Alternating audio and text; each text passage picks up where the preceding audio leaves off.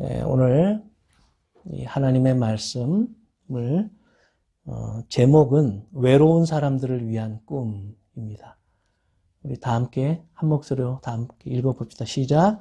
외로운 사람들을 위한 꿈. 여러분은 외로움을 자주 느끼십니까? 저는 중학교 2학년 때부터 외로움을 사춘기를 겪으면서 외로움을 많이 느꼈습니다. 왜 그런지 모르겠는데 아무튼 그때부터 그 창가에 앉아서 날마다 이렇게 수필을 쓰고 시집을 읽고 또 문학책을 읽으면서 외로움을 많이 느꼈습니다. 그런데 외로움을 느낄 때마다 하나님의 말씀을 사랑하게 되었고 또 그 외로움과 고독 속에서 또 많은 유익한 책들을 읽게 되었습니다. 지금 돌아보면 하나님께서 저를 불쌍히 여기시고 그 외로움과 고독에서 구원해 주셨구나 하는 그런 감사한 마음이 저에게 있습니다. 그런데 요즘 들어보는 그 세상 뉴스를 보면 이 세상이 지금 외로운 사람들로 지금 홍수가 났습니다. 이 코로나 팬데믹 때문에 사회적 거리두기, 모임 금지 이런 것 때문에도 고립이 되고 외로운데 자연재해로 또 이재민이 많이 발생하고 또 전쟁으로 인해서 오랫동안 살던 고향을 떠나는 사람들도 있고 또 경기 침체로 인해서 사업이 망하고 또 가정이 붕괴되는 그야말로 벼랑 끝에 몰린 사람들이 지금 폭발적으로 증가하고 있습니다. 아직도 세상 곳곳에 지구촌 뉴스를 보면 이 팬데믹이 끝나지 않은 상태에서 적절하고 안전한 의료 혜택을 받지 못하는 사람들이 너무나도 많구나. 간단한 약 하나 먹으면 되는 일인데 그 약을 구하지 못하는 사람들이 많은 게 현실이구나 하는 것을 볼 수 있습니다. 또 전쟁과 물가 폭등, 금리 인상 등으로 경제활동을 더 이상 할 수 없게 된 사람들이 많아졌습니다. 수많은 회사, 가게들이 폐업을 하고 교회마저도 문을 닫으며 실직자들이 넘쳐나고 있습니다. 가정이 무너져서 혼자가 된 사람들, 그래서 혼자 사는 사람들이 지금 지구촌에 이제 대세가 되었습니다. 또 가난하게 된 사람들, 병마로 고통받는 사람들, 아무도 찾아와 주지 않고 돌보지 않고 방치된 사람들이 오히려 지금 증가하고 있는 추세입니다. 아직 한 달 안 됐죠? 지난 8월 27일 날 오후 3시부터 저녁 9시까지 서울 잠실 올림픽 주 경기장에서는 찬양 집회가 열렸습니다. 어떤 분이 거길 지나가다가 하나님이 젊은 사람들을 통해서 찬양 받기를 원하신다는 그런 강력한 느낌을 받고 어떤 조직도 없었는데 여기서 하나님 잠실 이 올림픽 주 경기장에서 수많은 젊은이들이 하나님을 찬양하게 하여 주옵소서 그렇게 기도하며 사람들을 이렇게 증거하고 모으고 행사를 가졌습니다. 이 행사를 알리기 위해서 자원봉사자들이 서울과 경기도 지역에 있는 교회 6만 개의 홍보 차원에서 전화를 걸었다고 합니다. 그런데 이 행사가 기적적으로 놀랍게도 수만 명 젊은이들이 운집한 가운데 약 6시간 동안 하나님을 마음껏 찬양하는 집회가 이어졌고 이 행사가 다 끝난 후 그 자원봉사자들의 말에 의하면 서울과 경기도 지역에 있는 교회들 6만 개 교회에 전화를 했더니 10,000개 교회가 문을 닫았더라. 이런 얘기를 충격적인 얘기를 했습니다. 코로나 팬데믹이 불러온 현상들 중 하나라고 할 수 있습니다. 물론 이렇게 어려운 시대 속에서도 부흥하는 교회가 없는 것은 아니고 또 경기 침체 속에서도 잘 되는 회사가 있는 것도 사실이지만 전반적으로 지금 고통이 가중되고 있는 상황입니다. 여러분 알다시피 저희 교회도 2020년 2월에 교회를 시작하고 나서 딱 한 달 후에 3월에 코로나가 발생했습니다. 이 걸음마 단계에서부터 고난이 시작된 셈입니다. 제가 어려움을 예상하지 않았던 것은 아니지만 너무 빨리 갑작스럽게 찾아왔습니다. 하나님께서 우리에게 고난을 허락하실 때에는 언제나 기쁜 뜻이 담겨 있습니다. 우리를 향한 하나님의 생각은 재난 자체가 목적이 아니라 우리에게 소망을 주려는 것이 목적이기 때문입니다. 하나님은 이렇게 말씀하십니다. 너희를 두고 계획하고 있는 일들은 오직 나만이 알고 있다. 내가 너희를 두고 계획하고 있는 일들은 재앙이 아니라 번영이다. 너희에게 미래에 대한 희망을 주려는 것이다. 나 주의 말이다. 너희가 나를 부르고 나에게 와서 기도하면 내가 너희의 호소를 들어주겠다. 그래서 여러분, 성경을 유심히 살펴보거나 지난 역사를 돌이켜볼 때 하나님의 은총과 구원의 그 은혜를 경험했던 사람들이 언제 어떻게 구원받았나 돌아보면 인생의 벼랑 끝에서 실패와 좌절 속에서 고통을 겪는 사건 속에서 살아계신 예수님을 찾았고 주님을 만났고 주님의 구원의 은총을 경험했다 하는 공통점이 있습니다. 지금은 양적으로 팽창했던 교회들이 이제는 숫자적으로 확 줄어들고 질적으로 이 고난을 통해서 체질 변화가 일어나고 있는 시기다라고 말할 수 있습니다. 이럴 때일수록 우리는 기본으로 돌아가야 합니다. 빈손으로 왔다가 빈손으로 떠나갈 인생이지만 우리는 하나님의 은혜로 구원을 받았습니다. 구원받을 자격 없는 우리들이 하나님이 우리를 불쌍히 여기셨기 때문에 우리는 거저 은혜를 입은 것입니다. 또 하나님은 우리에게 이 100년도 안 되는 짧은 인생을 주시려고 하는 것이 아니라 우리에게 영원한 생명, 영생을 우리에게 주셨고 날마다 이 사실을 상기하며 하늘의 소망을 두고 살아가기를 원하십니다. 부활의 소망을 더 분명하게 인식하며 살라고 하나님은 말씀하십니다.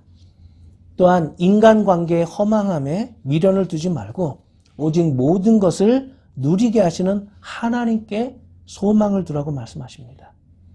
불안이나 두려움 대신 예수님께서 주시는 평안, 이것을 누리면서 담대하게 전진하라고 하십니다. 예수님은 변함없이 우리를 사랑하시고 우리와 동행하시기 때문입니다. 따라서 우리는 여러 가지 분주한 일들을 내려놓고 하나님께서 나에게 주신 사명, 우리에게 주신 사명에 집중하면 집중할수록 성령님의 도우심을 받게 됩니다. 그렇다면 이제 우리 아름다운 교회가 지금부터 감당해야 될 사명이 무엇일까요? 저는 지난 한 달 동안 어려움을 겪으면서 사역을 여기에서 중단하고 모든 것을 내려놓고 이제 목회자로서의 소명을 여기서 중단해야 하는가, 이 문제를 놓고 하나님께 간절히 기도했습니다. 그리고 하나님께 영광이 되지 않는다면 미련 없이 깨끗이 사역을 접게 해달라고 또한 기도했습니다. 하나님께서 기뻐하시고 원하시는 일이 아니라면 제가 더 이상 지속시킬 이유가 없기 때문입니다. 그런 와중에 하나님은 말씀을 통해 이 시대 속에서 하나님의 종들이 해야 될 사명이 무엇인가, 아직 남아있는 적은 숫자의 교회라도 그 교회들이 이러한 시대 속에서 해야 될 사명이 무엇인가, 예수님이라면 무엇을 하셨겠는가, 이것을 우리에게 알려주셨습니다. 예수님은 오늘 본문 말씀과 사건을 통해서 우리가 이 시대 속에서 해야 될 사명이 무엇인가에 대해서 말씀하십니다. 자, 첫 번째, 외롭고 소외된 사람들을 찾아가라는 것입니다. 외롭고 소외된 사람들을 찾아가라. 예수님은 유대인의 명절에 사회적 영향력 있는 유명 인사를 만나러 가지 않으시고 도리어 아무도 찾아오지 않는 한 병자를 찾아가셨습니다. 그는 믿음 있는 사람이 아니었습니다. 예수님께 저 좀 도와주세요라고 도움을 요청하지도 않았습니다. 그는 교회에 나가는 사람도 아니었습니다. 그는 38년 동안 지독하게 외로웠던 사람입니다. 여러분 상상해 보세요. 이 사람이 30살 때부터 이 연못가에서 살았다면 38년 동안 지금 나이가 몇이겠습니까? 68세 아니겠어요? 자기 인생의 대부분을 이렇게 병자로서 고독하게 가족도 없고 친구도 없고 직장도 없고 자기를 걱정해 주는 사람도 없이 혼자서 고독하게 살아왔던 것입니다. 물론 그 이전에는 가족이 있었겠지만 가족이 해체된 지 오래되었습니다. 이제 돈도 없습니다. 친구도 없습니다. 건강도 없는 상태입니다. 결정적인 순간에 자신을 도와줄 사람이 아무도 없어서 그는 더욱더 고독했습니다. 하나님은 지난 한 달 동안 저에게 이 성경 말씀과 또 여러 가지 책을 통해서 낮은 곳으로 내려가라. 외로운 사람, 병든 사람, 고통받는 사람을 만나고 그들을 위로할 생각이면 이 사역을 지속하고 만약 그렇지 않고 안정된 교회에 담임 목사 자리를 찾아 떠나가려고 한다면 사역을 여기서 그만두라. 그런 마음을 주셨습니다. 교회마다 어려움이 없는 교회가 없을 정도입니다. 두 사람이 길을 걸어가다가 한 사람이 넘어지면 다른 사람이 어떻게 해야 합니까? 자신의 몸을 낮추고 넘어진 사람을 일으켜 주어야 할 것입니다. 만약 나도 넘어질까 봐 두려워서 넘어진 사람을 놔둔 채 혼자서 달려간다면 그 사람은 멀리 가지 못해서 쓰러질 것입니다. 3절을 한번 보여주시겠어요? 네. 3절 함께 읽읍시다. 시작. 이 주랑 안에는 많은 환자들, 곧 눈먼 사람들과 다리 저는 사람들과 중풍병자들이 누워 있었다. 그들은 물이 움직이기를 기다리고 있었다. 세상 사람들은 하루속히 이 팬데믹이 끝나고 건강도 좀 좋아지고 경기도 살아나고 평화가 찾아오기를 기다리고 있습니다. 그러나 우리는 짐작합니다. 코로나 팬데믹이 지나가더라도 세상은 예전 같지 않을 것이라고. 여전히 이 세상에는 경쟁에서 낙오된 사람들과 사업에 실패한 사람들과 가정이 붕괴된 사람들과 건강마저 잃어서 고통받는 사람들, 오갈 것 없는 사람들로 가득합니다. 여기에 교회의 사명이 있지 않겠습니까? 이렇게 외로운 사람들, 아픈 사람들, 연약한 사람들의 이웃이 되어주는 것입니다. 고독해진 사람들의 친구가 되어주는 것입니다. 저는 이번 주에도 금요일과 토요일 이틀 동안 한 환자분을 만나서 간병을 해드렸습니다. 그분은 1949년생인데 혼자서는 화장실도 가기가 어렵고 음식도 해먹을 수가 없고 혼자서는 아무것도 할 수가 없어서 겨우 텔레비전 보는 정도, 그 정도였습니다. 하지만 저는 이분과 함께 옆에 있어주고 말벗이 되어줬습니다. 그러면서 조금씩 지금까지 살아온 인생은 그렇다 치고 남은 여생을 어떻게 살 것인가에 대해서 함께 대화를 나누었습니다.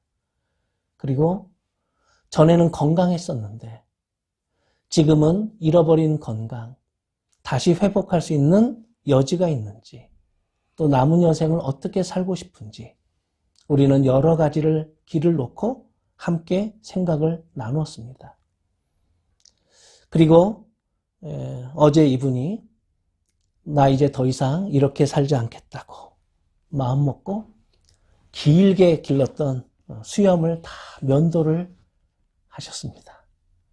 옛날에 그 미국 군인이었을 때 그 젊고 잘생기고 건강하고 멋있던 그 모습을 생각하며 다시 내가 투병을 하겠노라고, 이겨내겠노라고 그렇게 마음먹고 이렇게 수염도 다 깎으시고 함께 버거킹도 사 먹으면서 아무튼 희망에 찬 대화를 나누었습니다. 저는 그 돈이 필요해서 간병인을 하는 것이 아닙니다. 혼자서 고독하게 시간을 보내는 사람들을 만나서 이웃이 되어주고 친구가 되어주면서 이분이 마음이 열리면 제가 만난 예수님, 내가 받은 하나님의 은혜, 이것을 함께 나누고 싶고 복음을 증거하고 싶어서 이 간병인을 하는 것입니다. 그리고 이걸 하면서 보람을 느낍니다. 제가 페더럴 웨이로 이사 온 이유는 하나님, 제가 무슨 큰 목회를 하고 싶은 생각이 아니라 비록 몇 사람 안 되더라도 서로 화목하고 서로 있는 모습 그대로 허물을 덮어주며 정말 사랑하고 또 즐겁고 하루하루가 행복한 소풍 가는 듯 그렇게 가족처럼 그렇게 행복한 사역을 하다가 은퇴 후에도 존경하고 사랑하는 목사님들과 함께 살고 싶은 도시, 그런 도시로 이사를 가고 싶습니다. 하나님, 저를 그런 길로 인도하여 주옵소서. 그렇게 기도했고 그렇게 해서 찾은 도시가 이 페더럴 웨이입니다. 그리고 2년 반의 시간이 흘렀습니다. 사역의 열매는 없습니다. 아내에게는 늘 미안합니다. 교회가 부흥된 것도 아닙니다. 성경 공부 모임이 활성화된 것도 아닙니다. 그럼에도 불구하고 이 사역을 계속해야 한다면 그 이유가 무엇일까? 그것은 이 페더럴 웨이 지역에 은퇴하신 우리 한인들이 많고 또 이분들 중에 외롭고 고통받는 사람들이 많기 때문에 교회가 이분들에게 찾아가서 그리스도의 사랑을 전하고 이들의 필요를 채워주는 것, 이것이 교회가 해야 될 사명 아닌가? 저는 하나님 앞에 이런 생각을 하게 되었습니다. 외로운 사람들, 고독한 사람들에게는 몇 가지 필요한 것들이 있습니다. 먼저 첫 번째는 자신을 이해해 줄 사람이 필요합니다. 심지어 가족조차도 자신의 마음을 이해해 주지 못하는데 자신의 말을 들어주고 자신이 왜 이러한 인생을 살아왔는지 자신을 그냥 있는 모습 그대로 이해해주고 받아줄 수 있는 사람, 상담자가 필요합니다. 고독한 사람들에게는 반드시 자신을 이해해줄 사람이 필요합니다. 예수님은 38년 동안 고독하게 누워 있었던 이 병자를 이해해 주셨습니다. 그리고 그의 이야기를 들어주셨고 그가 무엇이 필요한가, 그 필요를 예수님은 민감하게 아셨습니다. 두 번째, 외로운 사람들의 필요는 소속감입니다. 연장된 가족입니다. 오늘날 이 시대는 이제 가족 형태가 급격하게 변했습니다. 엘빈 토플러가 미래 쇼크라고 하는 책에서 21세기를 넘어서면 현대인들이 직면하게 될 가장 큰 위기는 가정이 붕괴되는 것일 것이다. 그렇게 예측했습니다. 그런데 그의 예측은 현실이 되었습니다. 21세기가 되자 현대인들의 가정은 너무너무 빨리 붕괴되기 시작했습니다. 그래서 이미 한국 사회는 2인 가족이 대세가 아니라 혼자 사는 사람이 대세가 되었습니다. 20대 젊은이들도 혼자 살고 30대, 40대, 50대들 제 고등학교 동창들도 연락해보면 혼자 사는 친구들이 많아졌습니다. 혼자 살다 보니까 이 가족이라고 할 수 있는 사람이 누구인가? 우리는 고정관념을 탈피해야 됩니다. 여러분, 누가 가족입니까? 예수님을 생각해 보세요. 예수님과 뜻을 같이 하고 하나님의 나라를 함께 꿈꾸는 사람, 하나님의 말씀을 듣고 하나님께 순종하는 사람, 그 사람이 바로 내 형제요 자매다. 이것이 예수님의 가족관입니다. 때문에 오늘 이 시대에는 혈연인만이 가족이 아닙니다. 나는 하나님께 속한 사람이다 라고 하는 자기 정체성을 가지고 우리는 하나님의 한 형제요 한 자매다. 하나님은 우리의 아버지다. 우리는 하나님의 자녀다. 이러한 연장된 가족의식이 필요합니다. 외로운 사람들에게 필요한 것. 그것은 바로 우리는 하나님의 자녀라고 하는 새로운 정체성을 심어주는 일입니다. 예수님은 이 병자의 걷지 못하는 중풍병만 고쳐준 것이 아닙니다. 그에게 새로운 소속감, 내가 누구인가? 나중에 그를 다시 만나서 그에게 하나님의 나라에 대해서 설명했고 이 사람은 하나님의 자녀로 영적으로 거듭나는 놀라운 인생의 변화를 경험하게 되었습니다. 외로운 사람들의 필요 3가지는 사회적 관계망입니다. 이것을 네트워크라고 합니다. 여러분, 스마트폰을 여시면 거기에는 여러 가지 네트워크가 있습니다. 카톡을 통해서 친구가 된 사람들, 또 동호인들이 있습니다. 취미가 같은 사람들이 모입니다. 강아지를 사랑하는 사람들, 또 음식을 사랑하는 사람들, 음악을 사랑하는 사람들, 또 골프를 사랑하는 사람들. 거기에는 수많은 사회적 네트워크가 형성이 되어 있습니다. 우리는 이 고독한 사람들이 이러한 사회적 관계망을 통해서 자신이 살아가는 이유와 기쁨을 회복할 수 있도록 도와줄 필요가 있습니다. 끝으로 4번째는 외로운 사람들에게 가장 필요한 것. 그것은 복음을 통한 치유와 소망입니다. 이 세상 그 누구를 만나도 완전한 사랑을 경험할 수 없습니다. 오직 예수님을 만나야만 하나님의 완전하신 사랑, 변하지 않는 사랑을 경험할 수 있습니다. 하나님께서 죄인을 이해해 주시고 불쌍히 여겨주시며 죄를 사해 주시고 사랑하신다는 이 엄청나고 놀라운 소식을 모든 사람들이 들을 수 있도록 교회가 이 복음을 증거하고 예수님의 사랑을 전해야 되는 사명이 있는 것입니다. 이 시대 속에서 교회가 존재한다면 왜 존재해야 되는가? 무엇을 해야 되는가? 여러분, 교회 성장이 목적이 되어서는 안 됩니다. 건물을 잘 짓는 것이 목적이 되어서는 안 됩니다. 우리가 받은 하나님의 놀라운 은혜와 사랑을, 거저 받은 사랑을 거저 전하고 거저 베푸는 것. 특히 외롭고 소외된 이웃들을 찾아가서 이것을 전하라고 하나님은 우리에게 말씀하십니다. 2번째, 그러면 찾아간 다음엔 어떻게 해야 될까요? 주님은 말씀하십니다. 찾아간 다음은 그의 친구가 되어주라고. 친구가 되어주라. 예수님은 어느 날 제자들에게 이렇게 말씀합니다. 내가 주인이고 너희들은 종이냐? 아니다. 이제부터는 나는 너희들의 친구다. 너희들은 나의 친구고 나는 너희들의 친구다. 그리고 친구를 위하여 나는 목숨을 희생한다.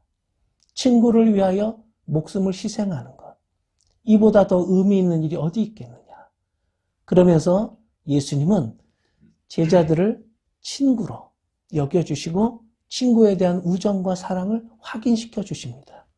그리고 마지막 식사를 하시면서 이것은 너희를 위하여 흘리는 나의 피고 너희를 위하여 찢기는 내 몸이다 라고 말씀하시면서 친구 간에 있어야 될 꼭 필요한 사랑, 내가 너희를 얼마나 사랑하는지 그것을 말씀해 주셨습니다. 제가 서울에서 덕수교회 부목사 시절에 여러 가지 사역을 한 것 중에 지금도 가장 인상에 남는 것은 그 성북동에는 빈부차가 아주 심한 지역이었습니다. 부자들은 너무너무 잘 살았고 또 그 가난한 사람들은 어떻게 사람이 이런 데서 살아가나 살 수 있나 싶을 정도로 그 쪽방에서 정말 비참하게 사는 사람들이 많았습니다. 저는 동사무소 직원을 만나서 이 사회복지 혜택에서 누락된 사람들, 자녀가 있어서 돈을 줄 수 없는 사람들, 하지만 그 자녀가 몇 년째 연락도 안 되고 그런 관계망에서 끊어진 사람들을, 그런 사람을 소개시켜 달라고 했습니다. 그래서 어떤 분은 알코올 중독자, 또 어떤 분은 중풍으로 한쪽을 쓸 수 없는 마비자, 또 이러한 그 소외된 사람들, 너무 경제적으로 도저히 일어설 수 없는 사람들 한 30여 명을 개인적으로 만나게 되었습니다. 그리고 교회, 각 남성교회, 또 교육부서, 한 부서가 한 사람을 결연해서 도와줄 수 있도록 30개 부서와 이 30명을 1대1로 자매 결연시켜줘서 매달 일정한 용돈을 전달해주고 또 화요일 날은 도시락 반찬을 만드는 자원봉사자를 모집해서 화요일마다 도시락을 갖다 드려서 그분들의 이야기를 들어주고 그분들의 친구가 될 수 있도록, 그래서 자원봉사자 300여 명을 이렇게 개발해서 그분들이 시간과 여건이 허락할 때마다 자원봉사를 할 수 있도록 또 대화 상대가 되어줄 수 있도록 그렇게 했던 기억이 납니다. 지금 돌아봐도 참 흐뭇하고 하나님께서 그런 것을 할 수 있도록 은혜를 주신 것을 감사합니다. 또 지역사회 복지관과 연계해서 그 사회적 관계망을 구축시켰던 것, 또 화요일과 목요일 약 100여 명의 교회 안 다니는 노인분들이 와서 푸른 대학을 하게 하셨던 것, 또 병상에 계신 분들을 찾아가서 봉사하고 또 중고등부 학생들의 그 찬양팀을 만들어서 절기 때마다 이렇게 캐롤도 불러드리고 또 그 주부들이 중창단을 만들어서 또 주부들이 혼자 계신 독거노인들 또 병원에 방문해서 찬양을 불러드렸던 것, 이런 것들이 참 아름다운 기억으로 있습니다. 저는 여건만 허락된다면 혼자 사시는 외로운 노인분들의 가정을 방문하고 이야기를 들어주고 또 그분들이 무엇이 필요한가 조금이나마 도움이 되고 싶습니다. 이 시대는 목회자들도 고독을 느낍니다. 목회자들의 고독감 해소를 위한 모임이 따로 있는 걸로 저는 알고 있습니다. 예수님은 선한 사마리아 사람의 비유를 통해서 이 시대 사람들이 처한 현실이 어떤가, 어느 날 갑자기 강도를 만나서 상처를 입고 있는 거 다 빼앗기고 생명의 위기를 겪는 그 사람에게 다가가서 도움의 손길을 펼쳤던 사람은 우리가 천하다고 선입관을 가졌던 사마리아 사람이었다. 그런데 그 선한 사마리아 사람이 하나님의 사랑과 긍휼을 베풀었고 또 치료하는 과정에서 경제적인 지원도 아끼지 않았다. 그러면서 예수님은 마지막으로 결론에서 이렇게 이야기합니다. 가서 너도 이와 같이 하라. 가서 너도 이와 같이 하라. 여러분, 지금 이 지구촌에 이재민들이 얼마나 많습니까? 또 노숙자들이 얼마나 많습니까? 중환자실에서 쓸쓸하게 코로나 때문에 방문조차 어렵고 고독하게 세상을 떠나는 그런 분들이 얼마나 많습니까? 우리는 이분들에게 예수 그리스도의 사랑, 구원의 기쁜 소식을 전해드리고 이분들이 주님의 이름으로 치유가 되고 회복될 수 있도록 기도해 드려야 할 것입니다.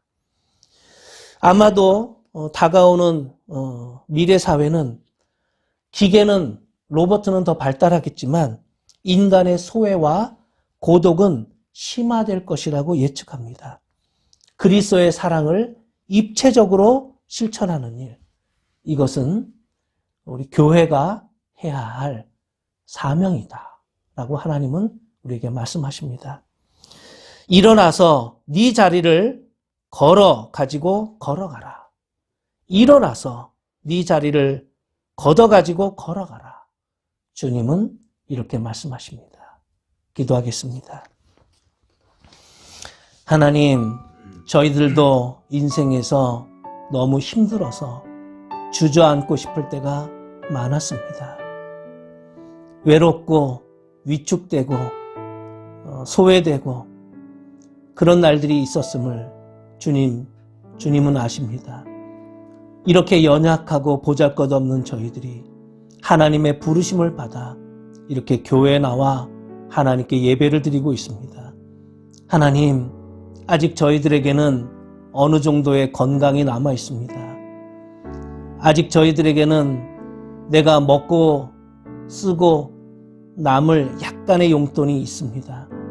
아직 저희들에게는 누군가를 돌아보고 봉사하고 섬길 수 있는 약간의 힘이, 여력이 남아 있습니다. 남아있는 건강, 남아있는 체력으로 하나님 예수님의 사랑을 전하며 살 수 있도록 역사하여 주시옵소서. 저희들을 통하여 소금이 되고 빛이 되어 어두워지는 세상을 작은 빛이나마 비출 수 있기를 소망합니다. 하나님, 하나님께서 하시고자 싶은 일, 38년 동안이나 외롭게 병자로서 고통받는 그를 찾아가셨던 예수님, 이제 저희를 통하여 예수님이 하시고자 하는 그 일을 하여 주시옵소서. 저희를 사용하여 주시고 하나님의 사랑이 저희의 두 손을 통하여 전달될 수 있도록 섭리하소서. 예수님의 이름으로 기도드립니다. 아멘.